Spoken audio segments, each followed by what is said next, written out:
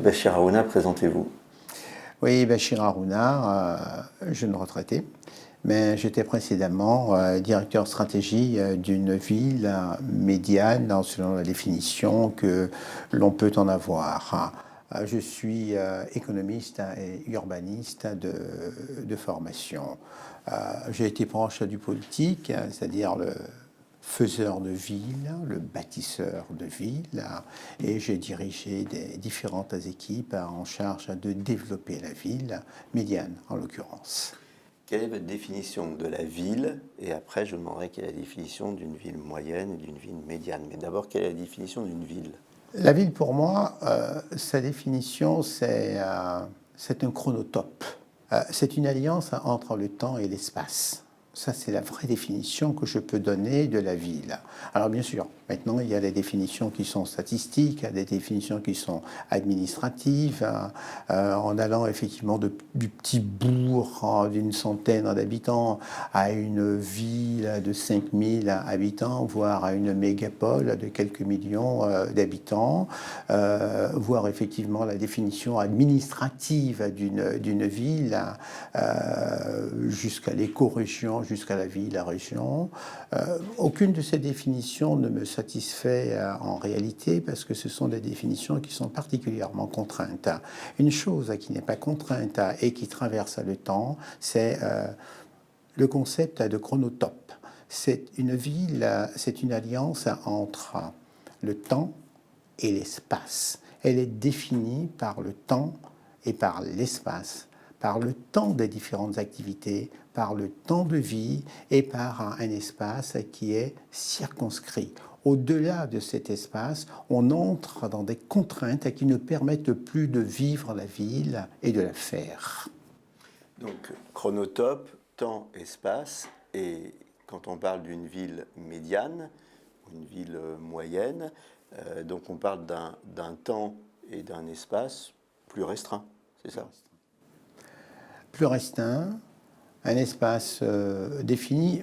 Maintenant,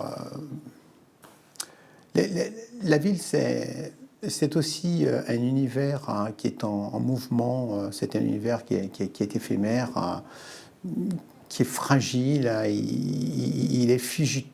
La ville est fugitive parce que elle évolue dans le temps, elle s'épand. Et il y a une limite à partir de laquelle la ville n'est plus désirable. Et pour moi, ce sont les limites de la ville, parce que je vais employer un mot que beaucoup d'urbanistes commencent à employer aujourd'hui, c'est amour. Il faut désirer sa ville. Il faut désirer sa ville pour pouvoir s'y identifier, pour pouvoir s'y plaire. La définition d'une ville médiane. La ville médiane, elle se définit par sa population, sa polarité. Ce n'est pas un centre administratif de type préfecture. Elle fait en moyenne 5000 à 5000 habitants. C'est une aire urbaine réellement circonscrite. J'utiliserai le terme de chronotope pour définir la ville médiane. C'est la ville où en très peu de temps, on fait, dans un espace défini, le maximum de choses pour sa vie. La ville médiane, donc, elle est définie à travers, d'une part, le temps, et d'autre part, sa surface. Et sa surface, par contre, elle n'est pas forcément homogène. C'est-à-dire que dans la ville, il y a le cœur de ville, il y a la périurbanité, il y a parfois des quartiers. Comment on définit ça? On va définir probablement cela à travers le concept d'archipélisation. La ville médiane elle-même s'archipélise en ayant des îlots importants en son cœur, mais également ces petites périphéries ou grandes périphéries qui appartiennent en fait au même espace. Donc ce sont des archipels ou des îlots où on arrive en fait à vivre et à faire le maximum de choses pour son quotidien et dans la saisonnalité. On est dans cette notion d'archipel et malgré tout, on appartient à une ville. Qu'est-ce qui fait l'identité de la ville, qu'est-ce qui fait la fierté d'appartenir à telle ou telle ville, qu'est-ce qui fait qu'on se revendique de telle ville et qu'on est fier de le faire. Probablement son rayonnement. J'ai souvenance de certaines personnes habitant une ville médiane attractive et d'autres habitant dans d'autres petites villes, dans des banlieues tout autour. Et quand on leur demande à ces derniers où habitez-vous, j'habite, ils donnent en fait le nom de la ville la plus attractive. Oui, oui, je suis à proximité de la ville la plus attractive. C'est ça. Et donc on ne dit pas que j'habite le lieu dit qui se trouve un peu à côté. Voilà. Donc ce qui fait en fait la fierté des habitants d'une ville, c'est l'identité de la ville, une identité construite autour de son attractivité. Donc il va être gastronomique, touristique, historique, son passé industriel, culturel. Voilà, gastronomique, culturelle, sportive, voilà. Et cette attractivité, elle est sans cesse, elle est en mutation incessante, comme si on additionnait des couches, hein, c'est ça ? Oui, tout à fait. Le mot couche est également bien adapté parce qu'une ville, en réalité, c'est une longue sédimentation de pratiques et d'usages, et qui fait d'ailleurs que on a des habitants qui se déterminent, des familles, des générations qui se déterminent par des pratiques dans leur ville. Ce que j'appelle d'ailleurs les descendants des fondateurs de la ville. Fondateurs de la ville ayant exercé peut-être un métier de curiste ou un métier en fait de cordonnerie dans la ville. Une ville est désormais réputée sur le plan de la cordonnerie et ces fondateurs-là sont peut-être décédés, sont peut-être au cimetière, mais on les retrouve à travers les noms qu'ils ont donnés à la ville, les noms qu'ils ont donnés aux rues de la ville. Une longue sédimentation de pratiques. Longue sédimentation de pratiques, ça c'est ce qui va fonder l'histoire de la ville, et c'est sur cette histoire qui peut être diverse qu'on va appuyer sa fierté d'appartenir à une ville. Qu'est-ce qui incarne une ville ou qui incarne une ville ? Qu'est-ce qui incarne une ville? L'activité majeure qui définit la ville. Une ville est culturelle, par exemple. La ville des arts, ou la ville de la bande dessinée, ou la ville, en fait, du cinéma numérique, hein, des choses comme ça. Mais, attention, il y a des hommes et des femmes qui incarnent également la ville. On a des édiles qui ont porté la ville parce qu'ils ont associé leur nom à la construction de la ville. Ces édiles-là sont souvent restés au-delà d'un mandat sur leur ville. C'est aussi en fait des hommes et des femmes qui, au-delà des différents courants et des différentes oppositions, ont su assurer une âme à la ville, une âme qui est née en fait d'une très longue tradition de concertation dans la ville. Donc, ce que vous nous dites, c'est que le maire incarne la ville. Oui.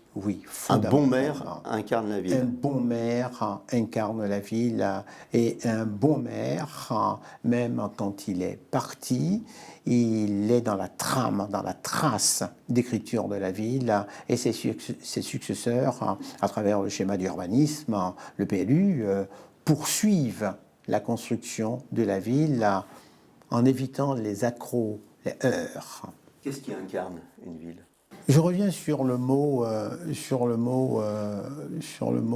désirabilité. Ce qui incarne une ville, c'est sa fonctionnalité, c'est la capacité à faire ce que l'on a envie de faire dans un temps correctement défini en prenant plaisir. Cette notion-là, elle évolue avec la technologie. Mais la ville, là, au point basique, hein, je vais à la banque, je vais à la poste, hein, je vais au marché, je vais au travail, je vais faire mes consommations, mes différents achats, je vais au restaurant, pas très loin. Je fais des choses dans un temps défini, globalement 1 heure. Au-delà d'1 heure, j'entre dans l'espace de contraintes qui m'obligent à déployer d'autres moyens pour pouvoir vivre ma ville. La ville, c'est donc un territoire qui vit avec ses couches de sédimentation, c'est un territoire qui s'adapte. On entend souvent maintenant dire c'est un territoire intelligent. C'est quoi un territoire intelligent? Il est intelligent en ce sens qu'il y a des aides, il y a des équipements qui permettent de faire ce que l'on a à faire le plus rapidement possible en réduisant la douleur dans l'accessibilité. Il est intelligent parce qu'il y a des relevés automatiques d'eau, par exemple, à des différentes consommations. Il est intelligent parce qu'il est équipé de capteurs permettant d'alerter, d'aider à l'utilisation de la ville, permettant de se guider. Il est intelligent également parce que son accessibilité est facilitée, la possibilité de pouvoir se garer facilement, dans le temps qu'il faut pour faire ce que l'on a à faire le plus rapidement possible dans la ville. Il est intelligent aussi parce qu'il est passivement, naturellement sécurisé. Un territoire intelligent, c'est un territoire qui est connecté, voire ultra connecté, au service de la ville pour connecter un maximum de données sur son métabolisme, comment la ville évolue, et surtout au service des citoyens. À quoi sert l'intelligence si l'intelligence ne participe pas à faciliter les usages? Évidemment, fibrer sa ville, passer des câbles à mettre des connecteurs un peu partout, cela ne sert à rien si cela n'est pas orienté vers la facilitation des usages avec des applicatifs faciles, intuitifs, pour le plus grand nombre possible, quelle que soit sa situation, valide ou invalide. Qu'est-ce que c'est un territoire intelligent? Le territoire intelligent a une définition assez rapide, c'est le territoire qui est connecté. C'est le territoire qui est connecté. Alors, le mot de tout à l'heure, hein, penser la ville, eh bien il faut aussi penser la ville à travers ces questions-là. Il faut savoir que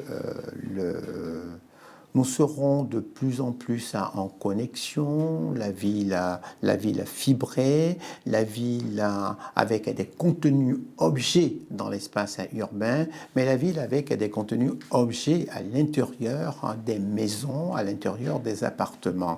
La ville intelligente, c'est la ville qui permet d'être en connexion H24 dans ses usages avec la communauté, avec la collectivité. Mais il y a aussi des revers. Hein. C'est aussi bien évidemment l'accumulation de données, de data, et un côté qui peut être un peu intrusif, par trop intrusif. Et la démocratie doit aussi se méfier de cela. Un territoire intelligent, intelligent pour qui? L'idéal, c'est que le territoire soit intelligent pour les deux. D'une part, pour ceux qui administrent la cité, mais également pour chacun des habitants et chacune des habitantes de la cité. Intelligence, c'est ça. Intelligence, c'est une ville. Je prends à plusieurs âges, on a besoin d'adaptation. Je prends nos anciens. Un territoire connecté, c'est un territoire où, par exemple, les équipements numériques sur le territoire permettent, par exemple, de prévenir les risques liés à la mobilité des plus fragiles d'entre nous, les enfants, les anciens, les handicapés. Ce sont des équipements sonores, ce sont des équipements d'alerte, des choses comme ça. Mais un territoire intelligent, c'est ça. Un territoire intelligent et un immeuble intelligent, c'est un immeuble où il y a des dispositifs qui permettent d'aider la mobilité, d'aider l'usage de l'immeuble intérieur, partie commune et extérieure. Certaines personnes qu'on a interrogées disent la ville médiane, c'est la ville 5 minutes. C'est-à-dire qu'on est à 5 minutes de tout.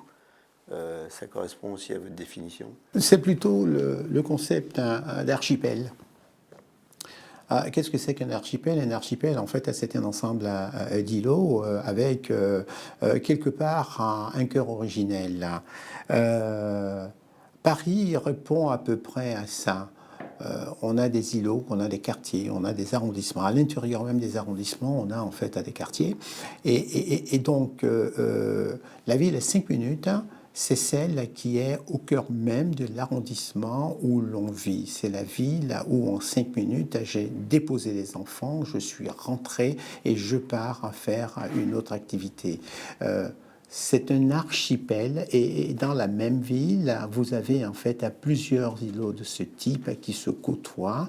Et donc un autre concept que j'introduis, c'est l'archipélisation progressive de la ville, même médiane, à force de s'étendre, à force de voir se développer ces aménités urbaines. Comment on embarque les gens? Est-ce qu'ils veulent ce genre de territoire?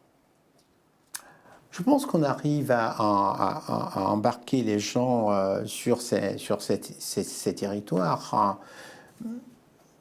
Qui peut refuser la facilité, l'aisance, la capacité de faire sans trop souffrir? Peu de personnes. Maintenant, il faut faire très attention. La méfiance par rapport à l'accumulation des données, la méfiance par rapport à la surveillance, la méfiance par rapport à tous ces travers de la modernité, ces travers du numérique. Oui, je pense que lorsque le numérique, lorsque tous ces éléments qui participent à la Smart City sont orientés vers les usages, vers la capacité de faire la facilitation, eh bien les gens y adhèrent. Qu'est-ce qui fait l'identité d'une ville? Son patrimoine, son histoire, son patrimoine industriel, sa gastronomie. À quoi c'est lié l'identité d'une ville? C'est probablement lié à tout ça, à tout cela. J'écrivais il y a peu de temps que la ville, c'est un espace de vie veilleux. C'est un espace de vie et c'est probablement tout ça qui fait la ville. Si l'on est obligé pour des activités courantes, quotidiennes, de sortir de son aire de vie, eh bien, on va vers une autre ville, un autre îlot. Ce n'est pas le lieu de l'habitat. Qu'est-ce qui incarne justement une ville? Est-ce que le maire, par exemple, incarne la ville auprès des citoyens? La réponse est fondamentalement oui. Un bon maire incarne la ville auprès de ses citoyens, au-delà de toutes les appartenances politiques. J'ai été directeur de cabinet d'un maire qui incarnait sa ville parce que il a patiemment poursuivi la trame historique de cette ville en associant le plus possible les habitants à l'évolution de leur ville. Il utilisait d'ailleurs un terme au sourire de la ville, à son agrandissement, à son sourire. Oui, un maire peut incarner une ville. Historiquement, la France, elle s'est structurée autour de ces villes médianes, hein, c'est elles qui maillaient le territoire. Quel est le rôle aujourd'hui de ces villes médianes et moyennes dans la structuration du territoire? Alors, sur le plan juridique, administratif, ce rôle est très important, puisque vous avez les schémas directeurs, vous avez ensuite les SCOT, et vous avez les plans locaux d'urbanisme qui permettent aux édiles de poursuivre la construction de la ville. Donc le rôle des municipalités est un rôle important. Cependant, ma grande frustration, c'est le manque de prospective, le manque de projection et un maire, les édiles, les personnes, hommes et femmes qui aspirent à diriger une ville doivent absolument se faire une idée de la ville et avoir une idée de la ville. Ça, c'est un élément de frustration dans la construction de la ville. La deuxième chose, qui est également un élément de frustration, c'est ce que j'entends par comment vous dire, comprendre une ville et poursuivre sa construction, ne pas se heurter sur les schémas de développement urbain de la ville, parce que la ville est une construction commune. On ne peut pas arriver du jour au lendemain, dire voilà, donc je modifie le schéma d'urbanisme et on va monter en hauteur et ensuite un autre arrive à 6 ans plus tard. Non. La construction de la ville doit faire le plus possible un consensus d'un mandat à un autre.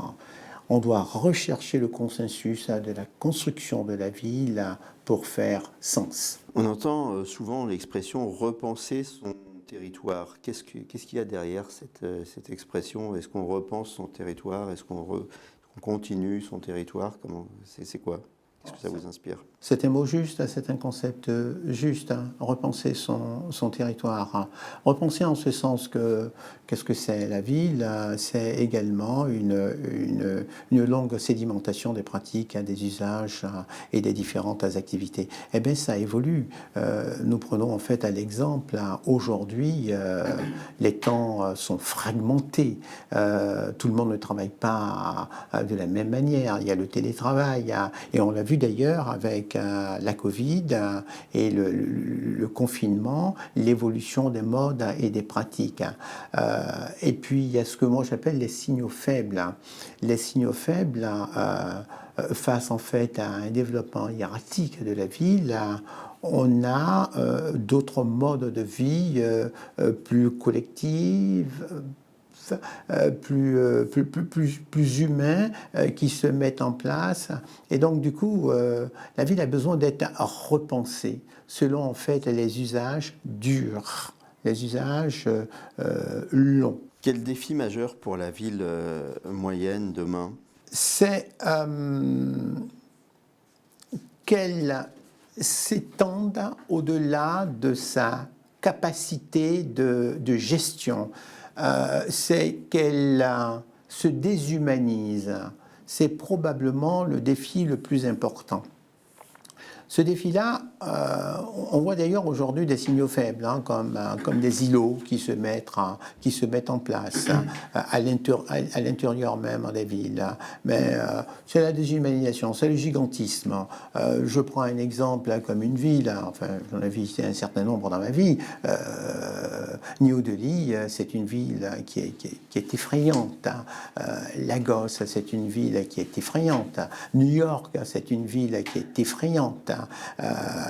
C'est une ville qui se développe au-delà de la capacité de gestion, de digestion et de renouvellement de la ville sur elle-même. Le problème des villes médianes, c'est les cœurs de ville qui meurent et les périphéries qui se développent. Comment on fait pour adresser ce problème? Il faut revenir en ville, vraiment. Ce choix qui a été fait au cours de ces 30-40 dernières années où on a abandonné la ville, le cœur de ville, pour se développer autour des hypermarchés qui deviennent progressivement des centres de vie où on travaille dans une autre ville. Sa ville elle-même, c'est une ville dortoir et on sort de sa ville, on prend sa voiture pour aller dans un lieu de vie qui s'appelle l'hyper-centre commercial. Pour moi, c'est un risque majeur. Ce n'est pas la ville, ça. Et le vrai défi, c'est de revenir en cœur de ville. C'est le redéveloppement de petites unités de consommation que l'on peut faire, dans un propos d'ailleurs que vous avez tenu il y a quelques instants, en 5 minutes. Mais comment on fait alors que 70% des Français font leurs courses en périurbanité? Vrai défi. Je ne sais pas, je n'ai pas de réponse à ça, mais on a déjà un certain nombre de grands commerces, comme par exemple les chaînes Monoprix, comme Carrefour, avec les Carrefour City, et qui sont en train de développer les concepts de petits magasins de centre-ville. Je prends la ville d'Anguin. J'ai souvenance qu'une étude avait été réalisée il y a quelques années sur la ville d'Anguin. Où faites-vous vos achats? Eh bien, la majorité des Anguinois faisaient leurs achats dans la proximité. C'est un Monop, c'est un tout petit Carrefour, c'est un tout petit Franprix, et ils faisaient quasiment tout à pied. Par contre, pour un certain nombre de denrées non périssables, volumineux, ils allaient un peu plus loin dans la ville de Soisy ou Montmorency. Mais la ville d'Anguin-les-Bains est un bel exemple de développement harmonieux. Mais aujourd'hui, ce qui a changé la donne, c'est la livraison. On est passé dans une vie de livraison. Le clic. Donc, encore une fois, menace pour le commerce de centre-ville, comment il s'adapte, comment en fait, entre la périurbanité et la livraison, on fait pour redonner vie à un cœur de ville où on a du mal à stationner, où on ne peut pas se garer devant le magasin. Finalement, quel est l'intérêt et comment on redonne envie aux gens de fréquenter le centre-ville? Qu'est-ce qu'on amène comme service nouveau? Qu'est-ce qu'on amène comme plus à aller dans le centre-ville? Il y a un gros travail de marketing territorial à faire, voire même de la street marketing sur les axes commerçants de la ville, de manière à promouvoir l'attractivité de la ville. C'est vraiment important. Il y a un intérêt important également à accorder aux commerçants qui font la ville, qui animent la ville, les temps de la ville.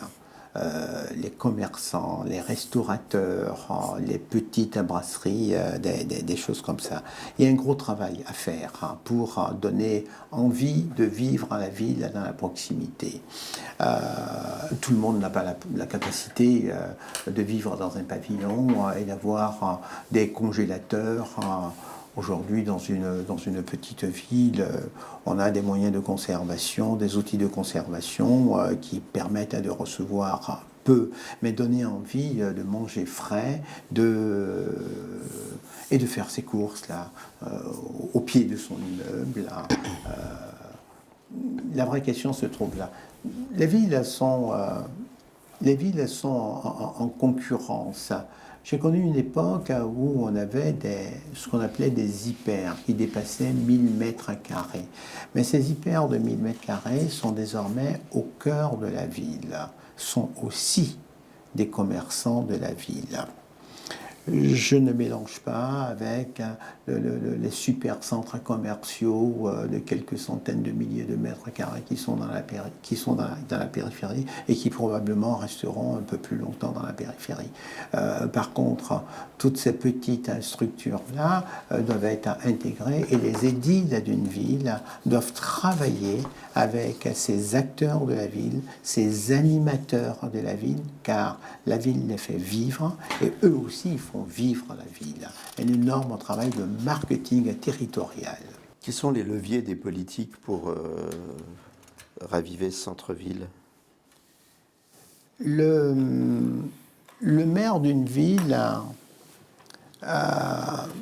même si la compétence économique a été laissée à la communauté d'agglomération, le maire d'une ville a de vraies capacités d'animation de sa ville. Je ne pense même pas que la communauté d'agglomération a de vraies capacités de raviver, de réanimer le cœur de ville. C'est l'histoire des édiles locaux, que la communauté d'agglomération ait la capacité de développement des zones industrielles qui sont en périphérie de la ville, puisque le zoning est là, hein.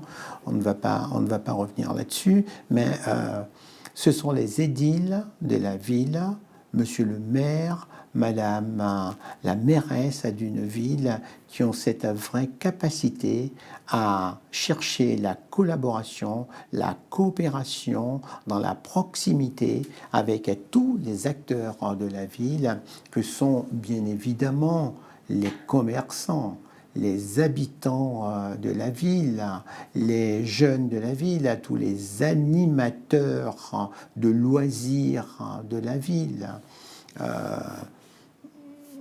Pour moi, revenons au maire, revenons à la commune, en France du moins. Bon, mais concrètement, qu'est-ce qu'il peut faire le maire? Il ne peut pas empêcher des commerces de fermer, il ne peut pas empêcher des commerces qu'il n'a pas envie de voir s'implanter, d'ouvrir. Comment il fait pour réinvestir son cœur de ville? Quel levier? Un schéma de développement de l'armature commerciale d'un cœur de ville peut aider à écrire un certain nombre de règles de protection du cœur de ville. Là, il a quand même quelques moyens. Il y a le travail d'animation avec les unions de commerçants, et ce n'est pas rien, les unions de commerçants dans le cœur de ville. Et puis il y a aussi le levier financier, c'est la capacité de préempter certains commerces pour assurer une très grande diversité du commerce dans son cœur de ville. A-t-on besoin, dans une petite ville, dans une rue commerçante qui ferait à peine 1000 mètres, 1 kilomètre, a-t-on besoin d'avoir 3 boulangers, 3 sandwicheries ou 4 ou 5 opticiens? Probablement non, mais il y a des outils de concertation avec ces différents commerçants de manière harmonisée à assurer une pluralité de commerces, une diversité des commerces. Autre chose aussi, c'est le stationnement. Je prends l'exemple d'une ville dans laquelle j'ai exercé mes talents. C'est un schéma de stationnement qui a été pensé 40 à 50 ans avant, où les sous-sols ont été équipés de parkings. Une ville de 10 000 habitants avec 1600 places de parking en sous-sol et un schéma de circulation qui permet d'accéder à ces parkings. C'est formidable de voir que la ville en surface reste fluide, même pendant les temps de plein de la ville. Un samedi, à l'approche des grandes fêtes, les voitures sont dans les sous-sols, sont correctement garées, mais l'axe principal de la ville est bondé, tout le monde y est, et tout le monde vient en fait des différents endroits de l'agglomération. Donc, pensez le stationnement. c'est important. Pensez effectivement à la concertation permanente et quasi annuelle avec les différents acteurs de la ville. L'innovation, c'est un vecteur de redéveloppement des villes médianes? Oui, incontestablement. L'innovation est un vecteur, c'est un vecteur incontournable parce que l'un des grands enjeux des années à venir, c'est une innovation de plus en plus partagée, une innovation qui sera fondée sur les technologies du numérique. L'innovation doit également participer à la démocratie locale de la ville. Difficile d'imaginer désormais une ville dirigée de main de maître par une équipe sans concertation avec les habitants. L'innovation participe aux allers-retours, aux interactions entre les habitants et les édiles. Aujourd'hui, on voit dans certaines smart cities des villes où il y a des outils connectés permettant de signaler un bouchon par endroit, un début d'incendie par endroit, des odeurs incongrues par endroit, des amoncellements de détritus par endroit. Eh bien, la technologie participe à cela. Et des villes où les administrateurs de la cité n'ont pas peur que ces informations s'affichent. Seulement, ils s'organisent pour avoir une capacité de réponse par rapport à cela. On signale des problèmes dans sa ville et on attend d'avoir des réponses. Il appartient aux édiles de la ville de s'organiser pour pouvoir répondre ou pour faire appel aux moyens environnants pour répondre à la problématique qui vient d'être posée. Et c'est tout cela qui participe à faire de la ville à vivre, la ville qu'on aime, et c'est aussi cela qui assure la durée des mandats d'un certain nombre d'édiles, parce que les habitants se disent il a toujours su ou essayé de répondre aux questions que l'on lui pose. C'est ce qui fait la durée. C'est assez rare en France peut-être, mais on a des maires qui en sont à leur 3e, 4e mandat. Et pourquoi cela? Ce sont des édiles qui se sont adaptés avec le temps et qui ont développé une certaine forme de concertation. Mais ces concertations vont passer à l'avenir par les outils numériques, par la technologie, par l'interaction permanente entre les habitants et la ville. Le mot de la fin. Si vous deviez décrire en quelques mots la vie idéale, celle dans laquelle vous avez envie d'habiter demain, c'est quoi la ville médiane idéale de demain? La ville médiane idéale de demain, c'est celle où, en un quart d'heure, j'ai fait l'essentiel de ce que j'ai à faire au quotidien. D'une part, c'est une ville qui est adaptée également à ses saisonnalités et qui me permet d'y vivre, quelle que soit la saison, quelle que soit sa dureté. C'est aussi une ville où je peux m'épanouir, avoir des loisirs sans développer trop d'efforts en transport. La ville médiane idéale pour moi, c'est la ville de cœur où mes enfants, mes petits-enfants, même quand ils sont peut-être ou seront peut-être à partir plus loin, reviennent avec plaisir parce que elle est aussi une ville festive, une ville à vivre, une ville de bonheur, une ville peu heurtée, une ville humaine si vous voulez.